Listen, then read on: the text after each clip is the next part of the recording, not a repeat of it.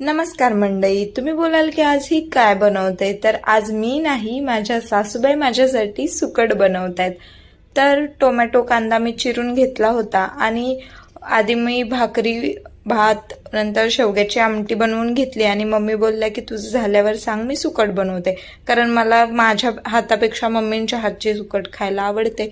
मग आधी भाकरीच्याच तव्यामध्ये मम्मी बनवत होत्या, तर आधी सुकट भाजून घेतली, मग नंतर ते पाण्यामध्ये स्वच्छ धुवून घेतली. कांदा टोमॅटो तेलामध्ये भाजला, त्याच्यामध्ये चटणी मीठ थोडीशी हळद घातली आणि हे बघा खूप छान असे हलवून घेतली सुकट, एकजीव करून घेतली.